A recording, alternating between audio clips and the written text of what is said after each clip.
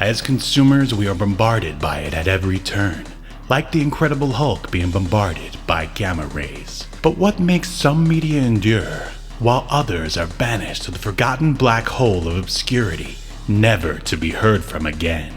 Who or what decides this? Hetero life mates Steve and Yahel want to know, and they want to know now.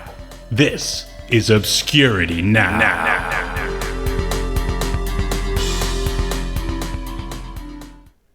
And what's up, Obscurians? It's time for another episode of Obscurity Now, the show where we take a look at weird and almost forgotten pieces of media, and we decide if they should be thrown into the void of obscurity or remembered for all of human history. I'm one of the hosts, Steve, and with me, his WMAC Masters name is Yahel, the dater of many women. I don't know. It's... Really thought this through. My name is Yahel, Steve. It always has been. It always will What? be. You mean you didn't just make it up because it sounds cool? No, Steve, I did not. But yeah, that's a line from this. There's a lot. There's a lot of discussion lines about people's names and nicknames. Oh yeah. It was very important that you know the reason why everyone has their nickname in the very first episode of WMAC Masters, which is the show we are going to actually do a live watch through in just a few moments. So yeah, let's just get right into it. Have you ever even seen this show or even heard of it before I brought it to you? I mean, I think I've never watched it for sure. I'm not even sure if I saw commercials for it as a kid. It did look familiar once I started watching because it looked like Mortal Kombat. That's why. Yeah, this is like if professional wrestling, Mortal Kombat, and Power Rangers all kind of had like a baby. Yes, that's a very good description right there. I could tell you back in the day, I at least caught one, maybe two episodes. I think this is one of those that probably they were running way too early for me to wake up and watch, at least. Do you what were your... I mean, I remember back then even watching it as a young lad being like, this is kind of cool, but maybe not. Do you remember your initial thoughts when you saw a commercial back then? I don't know, because I'm not even sure I saw a Really? commercial. I think I would have probably thought this looks lame and turned it off or not watched. I think you might be right there. But I was really surprised, going through the research here that, I mean, this thing actually lasted 2 seasons. There's action figures. And I mean, really, I thought that this was just like, I don't know. They did like a couple episodes. It didn't fly, and it just sort of got swept under the rug of obscurity. But I guess I was wrong. Yeah, when I was looking into the show a little bit, I mean, honestly, I was kind of surprised by some of the people behind the show. And because at first I was like, how did this get made? Oh, I'll tell you how. And then once I saw some of the people involved in it, I'm like, oh, okay, I see now Right, well, how this some came people about. were like, wow, fighting video games are really popular. How can we cash in? Yeah, well, it's funny that you said, this looks like Mortal Kombat. Did you notice something about Ho-Sung Pak? Oh, yes. You mean Liu Kang himself from the original Mortal Kombat? Yeah. Yeah, and... Yeah, well, not only that, but I mean, he's Liu Kang from the video games, not the movies. Yep. Thank you for clarifying. That's what I meant to say, yeah. Yeah. So pretty cool that they got him in there, and we'll go over the cast later, but yeah, I was like, not only does this feel like Mortal Kombat, and looks like it's the guy from Mortal Kombat. Right, and there's more connections than that. I was looking at some of the comments on the video that we're about to watch, and I'm pretty sure this is accurate. The Akeem the Machine was in Mortal Kombat 1. he is just like a random guy who fights, I think, Liu Kang, and before he gets to the actual. You mean Yeah, the the movie movie. Mortal Kombat? This is so confusing. Yes, the original movie Yeah, from the because I 90s. was like, what? This guy's not in Mortal Kombat, the Yeah, video but do game. you recognize him from the movie?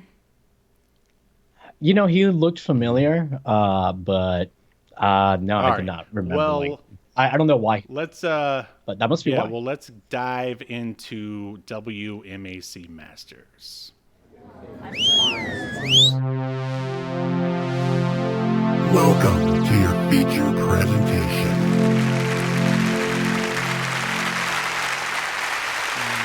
I've got a slideshow. Might as well put it up there. And I forgot to bring up my notes. Just give me 1 second. Did you ever see any of the actual like action figures on the shelf? Because I never did. No, I never. I didn't know much about the show's even existence, so no. I see. Did you ever see that? Well, no, you said you did. You never Nope. saw I it, mean, right? all I knew about the show in the 90s was, or all I experienced from it was like 1.5 episodes. And speaking of, this show premiered September 16th, 1995. As I said, it lasted 2 seasons from 95 to 96, a total of 26 episodes. I'd be interested to see how the story progresses throughout the entirety of the 26 episodes. Here's a synopsis for WMAC Masters. For centuries, each of the various martial arts disciplines declared its techniques superior to those of the competing combat arts. But there existed no forum in which to prove these claims. Finally, the Grand Masters set aside their differences and formed a governing body. The NWA, I mean the World Martial Arts Council, which that's what WMAC stands for. And it's to determine the greatest martial artists on earth. And the episode we are going to watch is called Meet the Masters. And the synopsis is as follows. Machine battles Great Wolf, and Red Dragon battles Superstar. The winners of these matches will face off in the Battle Dome. In addition, we learn about Hakeem the Machine Alston's background. And this show was created by Carlin West, and this is the only thing he ever did in the industry, according to IMDb. And Alfred Kahn, who also produced the Pokemon movie, Ultraman Taiga, and The Swan Princess. Are you familiar with any of that stuff? No. Yeah, well, probably for the best. So this was actually directed by Isaac Florentine. Do you remember where we heard that name before? No. In fact, I would say this previous show, and it was only from a few months back, is what kind of hipped us to WMAC Masters, which also featured some not so great choreographed martial arts. Any guesses? Tattooed Teenage Alien Bingo, Fighters. you got it. Yeah, well, funny enough, I mean, I know we're not quite into the cast here yet, but the guy that plays Panther, he did stunts for Tattooed Teenage Alien Fighters from Beverly I Hills. believe it. Yeah, I'm sure Isaac has his people that he likes to work with. And despite the shows that we've reviewed of directed by Isaac Florentine, he's actually well-revered and sought-after director. He directs a lot of Scott Adkins martial arts movies like Ninja 1 and 2, Undisputed 2, and then other sort of kids shows, Power Rangers, Time Force, and of course the aforementioned Tattooed Teenage Alien Fighters from Beverly Hills. And this was actually the entire series was written by Norman Grossfeld, and he's known for we might have to check this out. The Crypt Keeper's Creepy Cook-Off. You ever hear that? Wow. Yeah. No, I can't say that I ever have. Yu-Gi-Oh! The movie. Is it a cooking show? I guess. It's probably like a special, I'd imagine. Go-Go's Crazy Bones, and yeah, that's basically it for him. Why don't you tell me some of the cast members of WMAC Masters? Yeah, so I'm going to start off with the host, Shannon Lee. Did you look up anything about Shannon I Lee? know that she is the daughter of Bruce Lee. Yeah. And I remember that was a big deal. I think the few times I actually saw a commercial for WMAC Masters, they made sure to mention that it was hosted by Bruce Lee's daughter. Yeah. And she didn't do a whole lot acting wise. Excuse me. But she has been in a few martial arts movies, including Dragon the Bruce Lee story, but she's just like a background. Right. It says that she just played a party singer. She was executive producer on several Bruce Lee related like films and like shorts and that Does kind it of have stuff. a Warrior And in there? yep, Great Warrior is show. in there. Isn't Kurt Angle in that? No, Oh, it's a great show. no. Kurt Angle is not in Warrior. I think he's in a movie called Yeah, Warrior, probably. though. Yeah. But anyways, the Bruce Lee project is something that's coming up, some TV series. So she is milking the Lee name for all it's worth, and I don't blame her. No. I would too. No. But yeah, she plays the host as herself. Actually, everybody here plays themselves. Yeah, pretty much. Because basically all of the fighters have like their real name, their shoot name, brother, and then they've got like their worker name, Right. which is like Panther or Turbo, stuff like that. But for their real names, it's the real actors' names, which I thought was pretty interesting. And I wonder if that was like the producers trying to, let these guys and girls on the show make a name for themselves Sure. by using the real names, because obviously like some of these people like that are involved in the show, they work in martial arts movies or they're Stunts. martial artists Yeah, themselves. yeah. So they're probably pretty pro employee, pro cast on this show, I would assume. I will say one thing though, and and I guess we will see this, is that I feel like they kind of had a hard time like figuring out if this was like a work or a shoot. Do you get what I mean? No. Well, like, okay. Because it's obviously like it's presented like if it's a real tournament. But all right, there's just some things that are so fantastic that I guess it just doesn't really make sense. But we'll get to that later. Okay. Anyways, I'm not going to go over the entire cast because they're not really all in the episode anyway. Yeah, just so give us I'm the going to go guys over who are some in of this the more. one. Right. So we've got Ho Sung Pak, who we mentioned earlier as Liu Kang in the first couple of Mortal Kombat video games.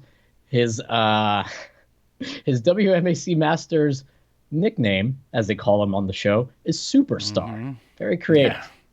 Yeah. We've got Chris Casamassa. He plays Red Dragon. Oh, I'm sorry. I should mention Ho Sung Pak.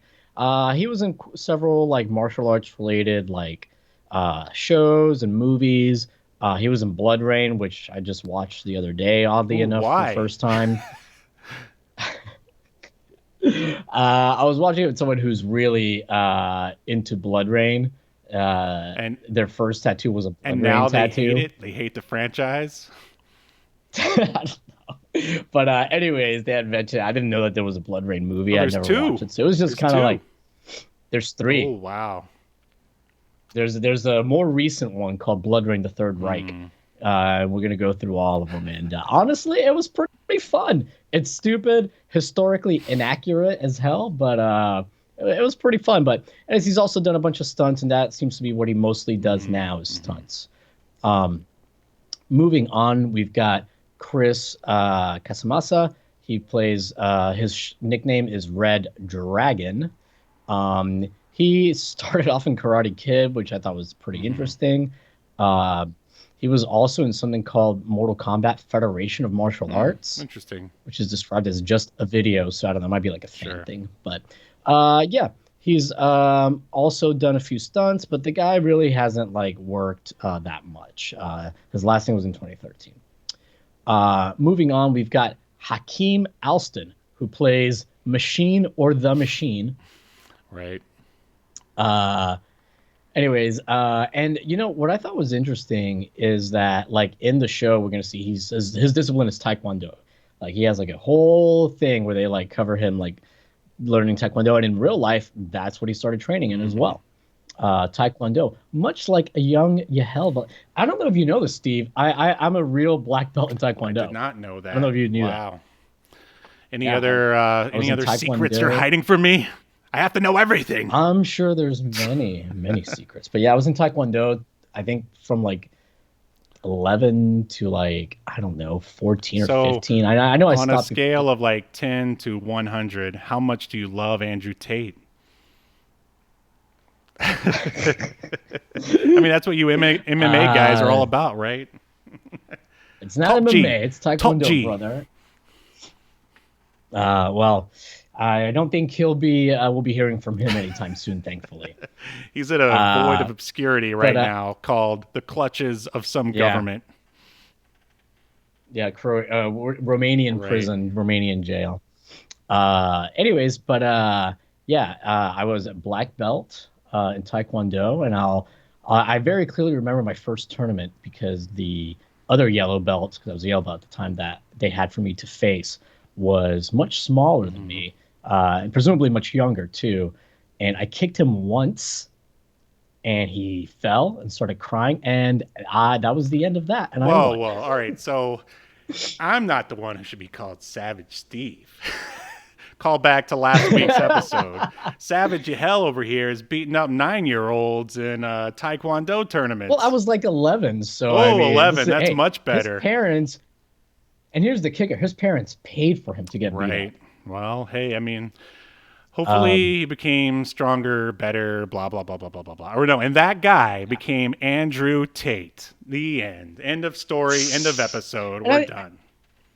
And I didn't even kick him hard because I felt bad because he was little. He was smaller than me. So I just gave him one kick to the chest, and You're that what guy's a toxic masculinity is all about, Yahel Velasquez. I started with that one kick. The Toxic kick heard around the world. All Yep. right. Anyways, yeah, and he's done some Mortal Kombat. Oops, I just clicked off his page. But yeah, I think he was, like you mentioned, he was also in Mortal Kombat, the film, playing a background guy, blah, blah, blah. We've got the other two people I want to mention is Eric Betts. He plays Panther. He doesn't really have a lot of lines in this episode, but it looks like he's got the most successful career out of everybody else, at least in the acting world. Both as an actor and doing stunts. He's got stuff from 2022, he's lots of credits, 85 as a stunt person, and as an actor, 58. Nice. Most recently, he was in Will and Grace, the reboot, 2020. And that was... Or not the reboot, I guess they just made like a new season. That was the end of his acting career. Yeah, well, he's still doing stunts, which is primarily what he does, so... Then we've got... hold on. I do not want to discuss that guy. Then that sounded weird, right? Then we've got Bridget Riley, who we also see very briefly as Lady Doll. Excuse me, Baby Doll. Lady Doll. Lady Boy. I don't know why I said Lady Doll. Well, it's because like the person underneath her on IMDb plays Lady Lightning. But Bridget has also kept herself pretty busy. She's got some stuff as an actress as recently as last year. She has 58 stunt credits. So yeah, she's kept herself pretty busy. But Steve, you might know her from either Star Trek Enterprise, doing stunts there, or from Star Trek Beyond, where she also did stunts. I thought I recognized her. Yeah. So she was a stunt double there. So, and that is the entire cast. Oh no! We've just entered another Star Trek connection. So, Steve, you looked almost mad that I found a Star Trek connection. Just surprised. I mean, you were running the bumper. You do it every time. It's amazing. But what about you don't feel a need to mention Tsunami? I mean, we saw quite a bit of him in this. You know what? Oh yeah, Tsunami is here. Sorry, I forgot about him. Yeah, so Tsunami is played by Hind Wen, I believe. Hopefully, I'm pronouncing that right. who plays Tsunami, and I love the explanations of like the nicknames, which we'll get into. But yeah, he hasn't done much as an actor. He was in Lethal Weapon 4, that came out in 1998. And yeah, some stunts stuff as recently as 2018, but he only has like 5 stunt credits. Oh wait, so didn't do a lot of stuff. But I see something on his personal site. Apparently, he beats up children in karate tournaments. There you go. That's what he does now. Perfect. Nice. Andrew Tate supporter. He was in a lot of episodes of Power Rangers as a putty patrol. Poor bastard. But hey, money. Yeah, there was somebody else from the cast. I don't remember who that was also. Money's money, though, right? Yeah. And that is all right, the cast. Well, the cast that we're concentrating on for this. Sure. All right, you ready to watch this thing? Let's do it. Okay. All right, that's there. Okay. And back at the. All right. Oh, hold on. All right, let me go. 1, 2. Are you ready? Yeah. So for those following along, I guess this will be a countdown for you guys too to be able to watch. Yes. All right. Here we go. 1, 2, 3. Play. They're the world's greatest martial artists competing for the ultimate prize. Pretty. Whenever that thing explodes, I don't know. It just kind of cracks me up. Yeah. Oh, when I was saying. Actually, let me look. Star Wars, Turbo. Their quest: reach full dragon belt, then go for the dragon star itself. The World Martial Arts Council presents When WMAC Masters. I was talking about how like, this is a baby between wrestling and Mortal Kombat, yada yada. I also forgot to mention and Iron Chef. Oh yeah, there you go. So we're at the WMAC headquarters, and now we're, I guess, in the dojo area. Tsunami and Great Wolf are sparring. Yeah. I guess Great Wolf just always wears his. Well, Tsunami's wearing his outfit too. Yeah, and so his machinist we're about to see, but they don't wear it. He doesn't wear it to fight. And then this is Red Claw, like this, I don't know, southern sounding guy, and. Yeah, they're basically just talking about why they all have their nicknames. It's, I mean, I feel. Oh, and then now they want to find out Hakeem's nickname, and he's just standing there staring. I guess he's supposed to be meditating, wearing his full, like, cyborg armor. Yeah, this is. I love the thing over his eye, like a board. Oh, yeah. This is all very glacier. I mean, the thing over his eye, is that just from like a camp? Looks like it, yeah. I like this aerial shot of Universal. Like, I feel like in the mid-90s, they were shooting so much stuff at Universal in Florida, but I guess now not so much. What does their arena, because now we're in the arena. Hakeem the Machine approaches, and the other guy, who's the other guy? Is that Tsunami? By the way, we should talk about how, like, when they asked Machine about his nickname, why they call him the Machine, his response was, "You're about to find out." It's Great Wolf. He's about to fight Great Wolf. They're each walking down corridors that happen to be lit to, I guess, whatever colors sort of coincide with their sort of... Yeah. This arena looks cool. It reminds me of a Lucha Underground. You remember that? Yeah, a little bit. Yeah. By the way, I didn't go over Great Wolf's actor, Jamie Webster, because this is the only thing he ever did. Poor bastard. So this is weird because, like, no stunts, no nothing. They're in their arena here, and now they're saluting, I guess, who's supposed to be a master, WMAC master. They never really explained who this guy is. And there's a live crowd there, and then they just walk out of the arena. I was so confused. Yeah, I love how at the top Turbo is sitting like Shao Kahn does in the Mortal Kombat games. He's like in this big chair. And then now Shannon Lee addresses the crowd. We'll let her talk for a little bit. Yeah, I thought she was going to do like commentary during the fights, but no. Instead, you get a weird, distorted voice. Yeah. Inside the amazing Battle Dome.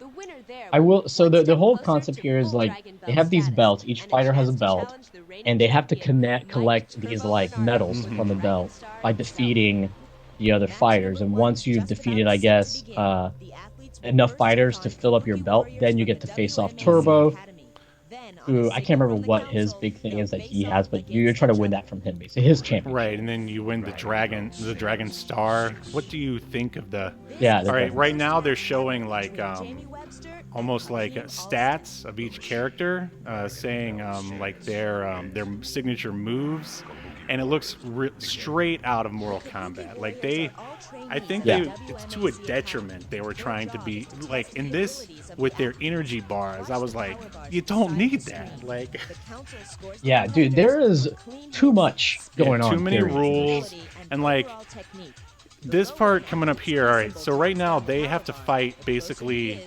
jobbers, aka Putty Patrol. I mean, these are Kabuki warriors. They have to fight them first. And the weird thing here is, all right, if this is an actual tournament, what if the Kabuki warriors take out one of the regular fighters? Then we won't have a fight. Well, they do say that they're trainees at the WMAC, so I guess the whole point is that these guys are so far out of their league because they're just trainees that they're not gonna. Yeah, I mean that's why Shannon is here. Basically, she tries to like sell everything or explain why it's all there and what they do. Like she says, the power bars are actually there to. It's from the judges. They're the judges. They're judging their technique, speed, and I don't know, something else.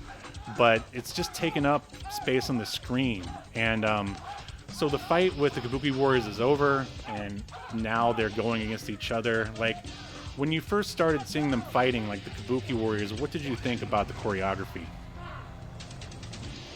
I mean, honestly, like, I didn't think it was too bad. Just the hits are like clearly like a mile away. It's like very Power Rangers. At least the ones to the head, like the ones to like the chest and stomach, like they do make a little bit of contact. But as far as the fight choreography itself, I think it's fine actually. It's not bad. It's so dark. Like do you think the lighting is so dark because I guess we should say that Hakeem won. And now we're at a commercial break. Oh yeah.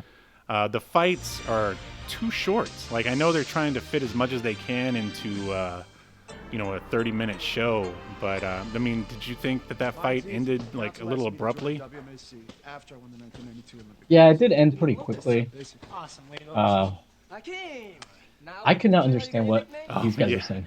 So now we're back in the dojo, and Panther is asking Hakeem about his nickname, and now Superstar Hosung Pak explains his name. No, I mean your nickname. When Chinese, Hosung means superstar. Which is a dumb explanation. So well, I'd have to come up with some silly nickname. Excuse me, machine. So it's so funny because Pak is like, oh yeah. I can't understand what he says exactly. Something about like when I was with the Chinese, they called me. I think what he says is that his name in Chinese actually means superstar, so he doesn't have to make up a fake name like Machine because it already fits him so well, I think. But yeah, I had to listen to that line several times, and then I still don't think I fully understand it. There's several times where like I did not understand what they were saying. And it was just like mumbling. And it's not that like these guys have like thick accents or something like that. They're just kind of mumbly, not projecting. Oddly sort of delivered, yeah. And so yeah, now Superstar is going to go up against Red Dragon. Again, they're in. I thought, they were going to be battling in front of a live crowd, sort of, Impact Wrestling style. But okay, so Shannon explains the battle zones. The athletes don't even know where they'll actually compete until they emerge from the underground tunnels. So pay close attention to how each martial artist utilizes the environment in which their match takes place. See, and this is, again, just another weird... Oh, we should mention that when somebody wins a fight, so they each have like a... Actually, right now, this arena that they're in, you know what this is? Universal you recognize Backlot. More than just a backlot in Universal. I'm pretty sure this is the floor of the old King Kong. Oh yeah, 100%.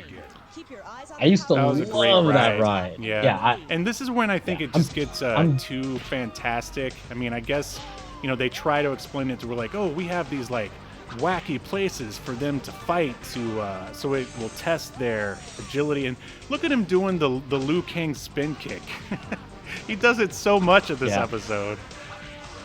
Well, to be fair, I'm sure that Ed Boon and Tobias, the guys that were created Mortal Kombat, were not martial artists, right? So these guys, from what I understand, they did a lot of their own moves when filming for Mortal Kombat, the video game.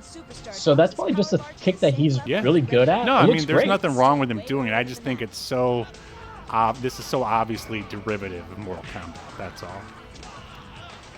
Yeah. Well, I'm saying Mortal Kombat is derivative of him as an actor. There you go. Mind blown. But yeah, as I was saying, just the having the battles in these dystopian-looking places like this, it's a little fantastic. That's all. And then look, they just get up and go away. Because it's more like they're sparring. It's more like they're sparring. If they wanted to say that the parts with the Kabuki Warriors and the ninjas were an exhibition, then I could buy that. But what I'm asking is there a threat here? What's going on? I don't know. I don't get it either. But and at first when I was watching this, I'm like, why do they even have these energy bars? Why are the judges taking away points? Basically, because these bars represent points, and the judges take away points, which kind of doesn't make sense. I think So I guess if your opponent. Oh, by the way, I love how when somebody wins, their symbol in the arena ejaculates, basically. It explodes with erotic energy. Or the loser symbol explodes, I guess. But in a way, I guess it makes sense why they have these bars. I'm going to make it make sense. I mean, So basically, because this is a kid's show, it's literally produced by 4Kids Productions, so they can't knock a guy out. You can't show them bloody. You can't do any of that stuff. So how do you decide who the winner is? Well, you have this thing where the judge says, okay, you hit that guy X amount of times, or he got hit X amount of times, so now he's out of points or he lost. So I actually kind of I can agree with that. It's just I don't know. When the guys got up after they blew the little whistle, it just took me out of it a little bit. By the way, I love this guy. How Yang Yang? Oh, he's been drawing Yang Yang since he was a kid. That's so bad. He's just drawing a Yang Yang at the sad thing is, I feel like most Marvel movies are written this way, where it's just oh, why do they call you such and such? Well, because I such and such, and Shannon gave me a book about her. They have to justify everything. I don't know. I kind of don't agree, but I get what you're saying. This is very expository. We know the story behind everybody's nickname. Yeah, except yours. That's that machine. Hey, I'm just here. I'm a woman. I don't need to talk. I haven't always been this calm. Well, I think that the girls. Yeah, no, I get it. I mean, they just didn't have anything for her this episode. Fighting machine that you see here today. Not so long ago, when I had just received my second-degree black belt. I did not expect him to get this huge backstory, in-depth backstory on the machine here. And the backstory has a 3-act structure. It's crazy how much they fit into it feels like its own episode. And it's only a few minutes long. It's crazy. Do you think it was filler? I mean, not that it's not entertaining. I mean, at least there's fighting in it. But do you think a better way for us to get to know all of the WMAC Masters is to, instead of telling us why they all have a nickname in one episode, maybe drag it out over the season? Yeah, that probably would have been better. I love that face that he makes there. I don't know what got into me. Something snapped in my head, and man, I was madder than I'd ever been. All I cared about was his delivery reminds me of the delivery of people on Beyond Belief, Fact or Fiction, when they're narrating their story. Yeah. It's the exact same. I also like the fact that his sparring partner here, his name is Steve.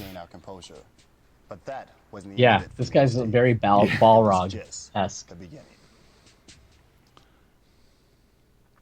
Commercial break. Ooh, look at that fan shot. As a fan of noir cinema, I love a good fan shot. Yeah, honestly, I really like the way most of this is shot for the most part. When the gloves came off, you know, and from like the cinematography. Yeah, I was ready to teach I actually Steve like that it's Little did I know darkly lit, like, and not just this scene here, but a lot of the show. I don't know. I kind of I like that it's gritty. I don't know if I'd say gritty. Cheaply? Cheapy? I mean, that too, but I still think like they, you know, for what it is, I don't know. I feel like they did a lot with the sets and the lighting. I mean, I like aspects of it. I wish I could like it more. This fight is probably the best fight on this episode. Like, I don't know if these guys knew each other or something. Oh, I'm sure that Steve was I mean, probably his sparring partner that, for whatever reason, didn't make the cut on WMAC. I had a lot of time to think things through. well, because like the machine like throws some like really fast punches and stuff here, where you really gotta trust your partner. So Hurting myself. I thought it was pretty well choreographed. I mean, the choreography, I mean, I'm sure they didn't have a lot of time. It's good for what it is. It's very, as I said before, very Power Rangers. And I'm sure... it's better than Power Rangers. I mean, it's similar, don't get me wrong, but I would say it's actually better. Recovering from the broken arm. I mean, I'd like to see more. The fights are over so quickly. To find a new kind of oh, hey, Steve. I mean, that's what you got to do. You got to leave them wanting more, right? Yes, I built up a sort of mental I do agree with you. They do feel too short, the fights, and I do wish that they were longer. The thought that kept going on in my head was like, all right, so we'd breeze through these fights, and then it'd be like, oh, well, we're going to get to the last fight, and they're going to give that one some time, you know, like a main event in, you know, in a pro wrestling show. But as you're going to see, it doesn't. It's got a time limit of 2 minutes. So we should actually recap Hakeem's story here. Basically, the thing is, when he was first starting off training, he was too competitive. He went too hard. He took on this guy Steve. Steve got the better of him. So they did a rematch by themselves later on with nobody there.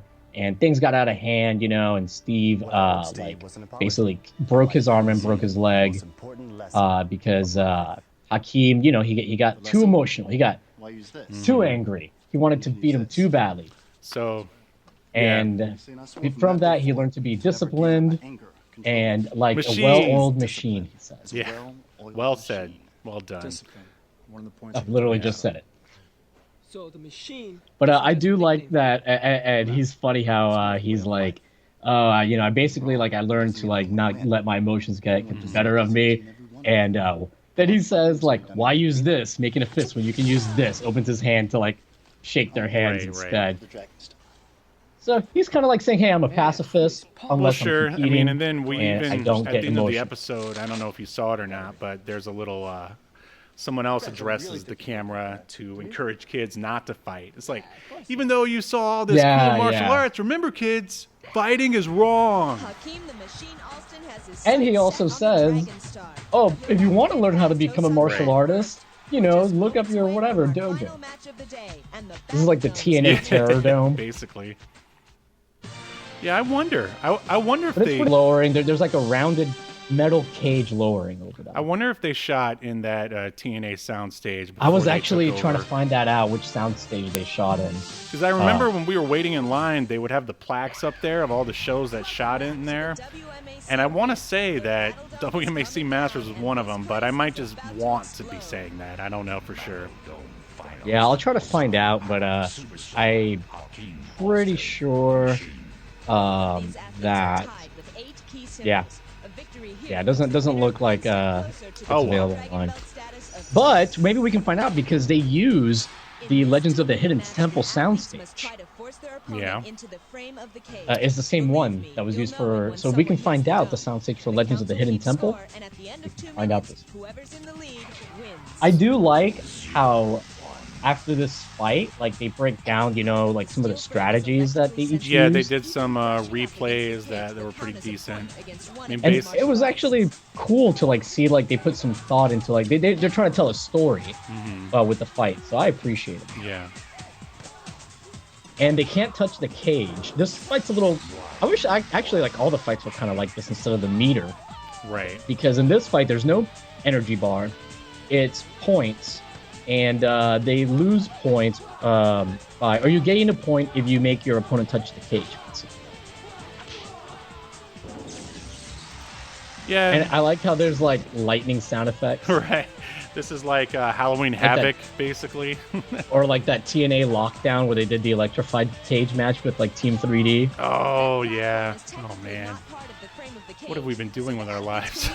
Right. But they don't get electrocuted or anything. They don't pretend to get electrocuted. Luckily, no one has to see the outcome of their violent fight. Everyone's like good friends afterwards. Yeah.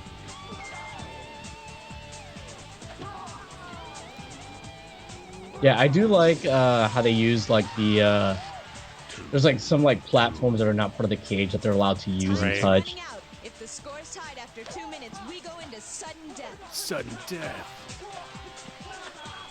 And again, I know this is like not, lit very well, but like you said, it's very dark. But I like the lighting used here, like with like those like. I wonder if maybe if they did an HD transfer, it would look a lot clearer. It has like a haziness to it, like a fogginess to it. But I bet there's just like they just. So if you're listening, not watching, Superstar, aka Liu Kang, just won. AKA Ho-Sung. Yeah. Oh, we should let this breakdown play. But Hakim wised up and spun the third time without kicking. When Ho-Sung came up, Hakim had a surprise waiting just for him. Ho-Sung figured he'd try the same trick later in the match. Hakim kept on jumping over and ducking under this awesome display of spin kicks. Finally, Superstar went high when Hakim thought he'd go low.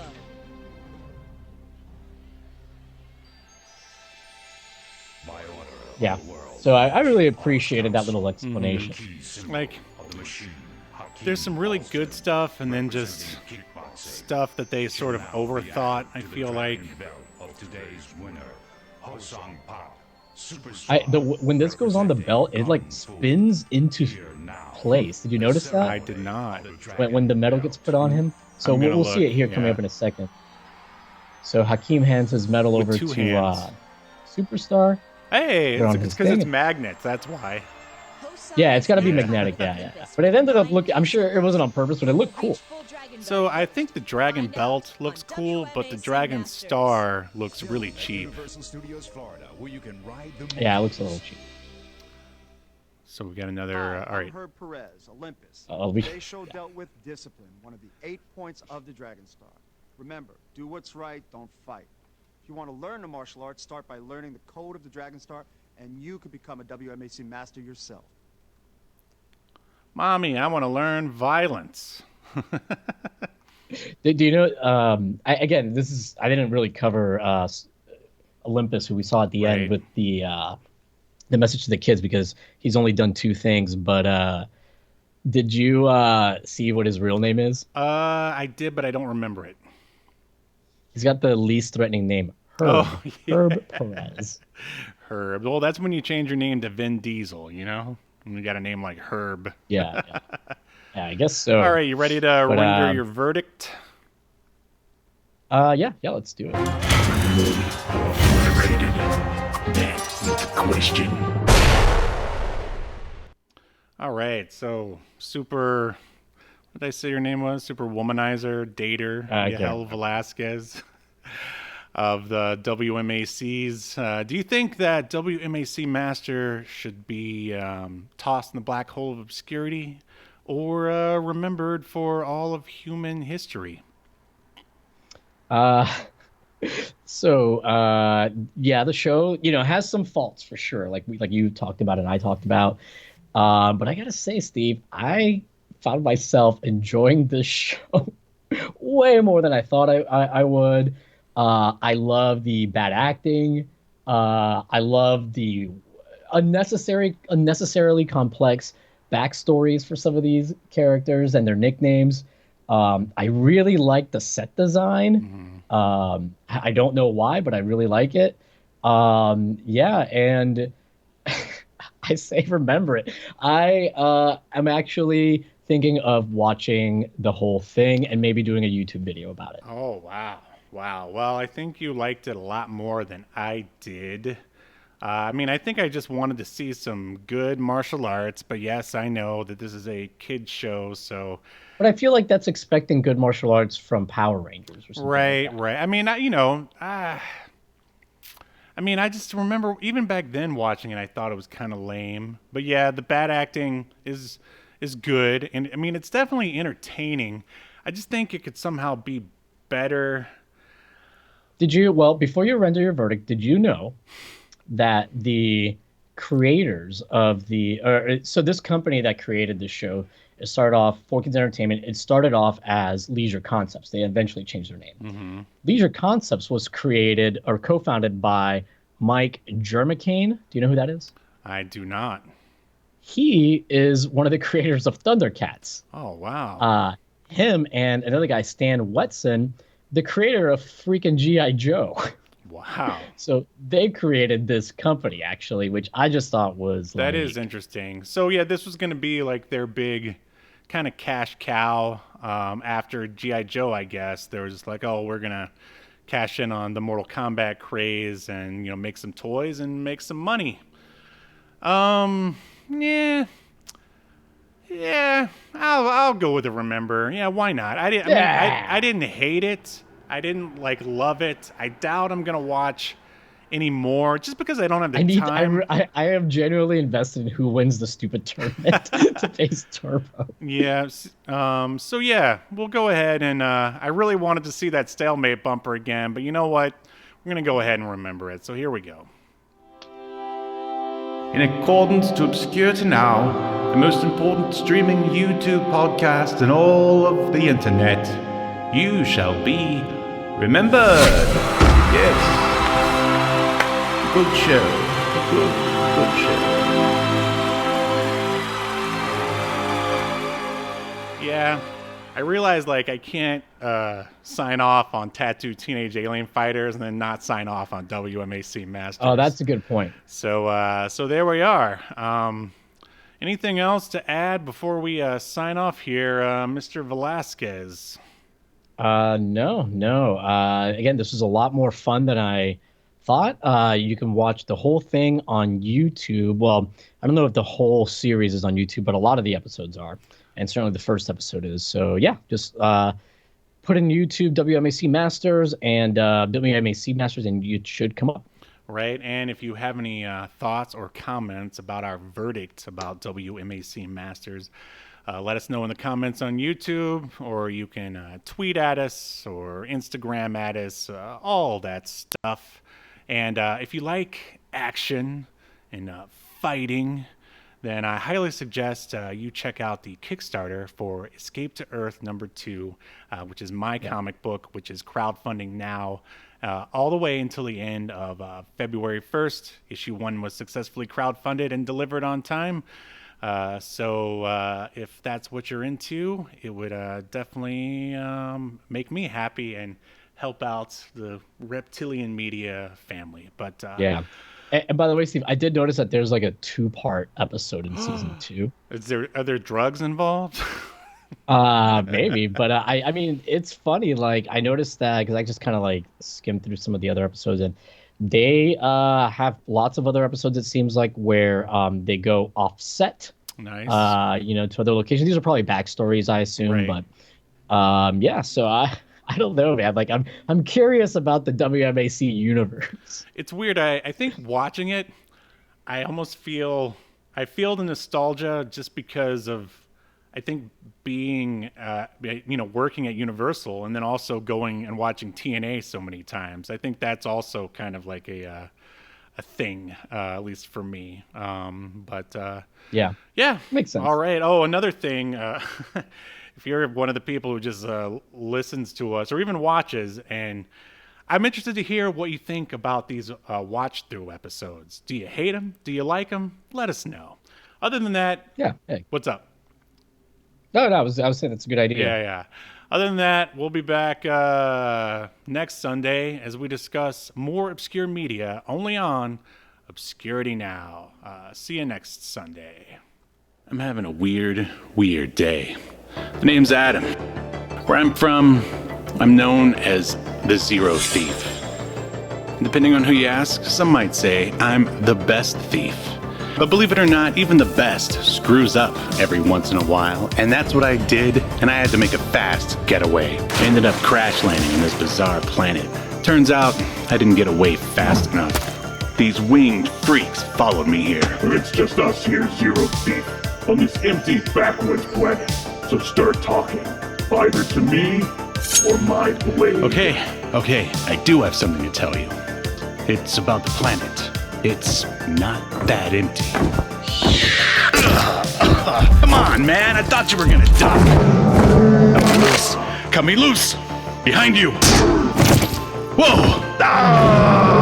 Thought I was done for. It was gonna be a light snack for a snarling creature. But then, she showed up, riding on the back of one of those monsters like it was nothing. And with a wave of her hand, the other razor-toothed beast just stomped away.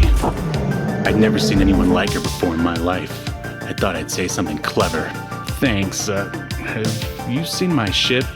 She gave me a look that said more than words ever could, because I think she was trying to read my mind or something. And from there, things just got even weirder. Escape to Earth. Issue 2, crowdfunding now.